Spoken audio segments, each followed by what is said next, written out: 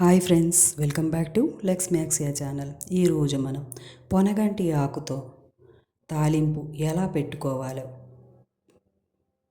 చూసుకుందాం. పొనగంటి ఆకు ఆరోగ్యానికి చాలా అయితే మంచిది. ఇది 45 వ్యాధులను నయం చేస్తుంది. ఆయుర్వేదిక్ డాక్టర్స్ అయితే కన్ఫర్మ్ అయితే చేశారు. ఈ పొనగంటి ఆకు మనం డైలీ కాకపోయినా, వీక్లీ కాకపోయినా, మంత్లీ ఒక 2 టైమ్స్ తీసుకుంటే ఆరోగ్యానికి చాలా అయితే మంచిది. ముందుగా నా ఛానల్ అయితే ఎవరైతే సబ్స్క్రైబ్ చేసుకోలేదో సబ్స్క్రైబ్ చేసుకోండి. దాని పక్కన బెల్ ఐకాన్ని టచ్ చేయండి. దీని ద్వారా నా నోటిఫికేషన్స్ అన్నీ మీకు చేరుతాయి. ఓకేనా ఫ్రెండ్స్? ముందుగా అయితే మనం చిన్న తపాలను అయితే పెట్టుకుందాం. ఎందుకంటే ఆకు కొంచెమే కాబట్టి చిన్న తపాలా అయితే సరిపోతుంది. తపాలా వేడైన తర్వాత ఆయిల్ అయితే పోసుకుందాం. ఆయిల్ బాగా వేడైన తర్వాత పోపు సామాన్లు ఒకటికొకటిగా యాడ్ చేసుకుందాం. ముందుగా అయితే జీరాని అయితే యాడ్ చేద్దాం. తర్వాత ఆవాలను అయితే యాడ్ చేద్దాం. నెక్స్ట్ మినప్పప్పుని అయితే యాడ్ చేద్దాం.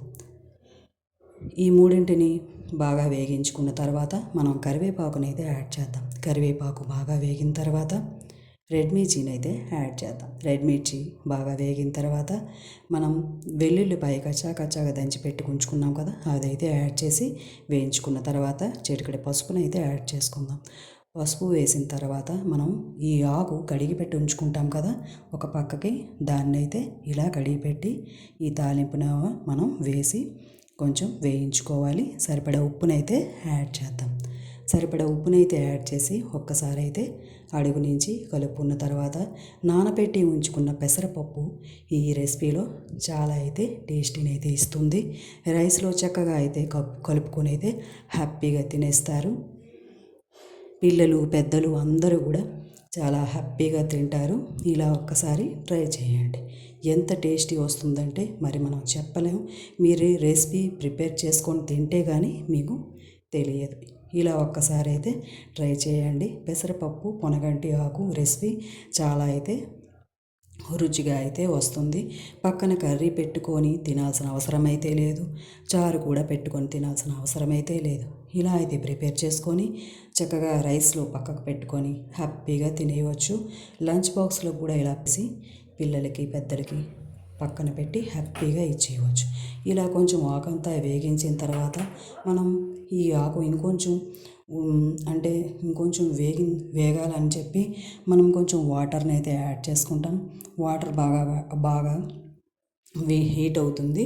హీట్ అయ్యేలోపు ఈ ఆకు అందులోనే ఉడికిపోతుంది. పెసరపప్పు కూడా నానబెట్టి అయితే వేసుకున్నాం కదా, అది కూడా ఈ వాటర్లోనే బాగా అయితే ఉడికిపోతుంది. ఒక 5 మినిట్స్ తర్వాత మూత తీసి చూస్తే ఇలా అయితే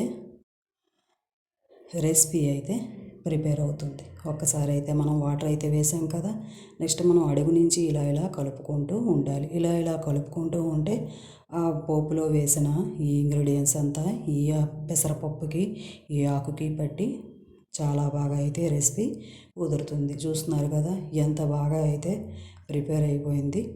ఈ రెసిపీ మనం రైస్లో పెట్టుకొని చక్కగా హ్యాపీగా తినేయవచ్చు. పిల్లలు కూడా చక్కగా ఇష్టంగా అయితే తింటారు. చాలా ఆరోగ్యం. పొనగంటి ఆకు చాలా అయితే మంచిది. అప్పుడప్పుడు మీ డైట్లోకి చేర్చుకోండి. హెల్త్కి చాలా మంచిది.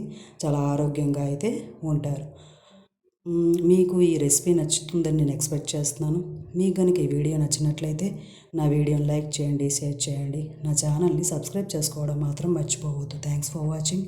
ఇంకో కొత్త రెసిపీతో మేము ముందు ఉంటాను.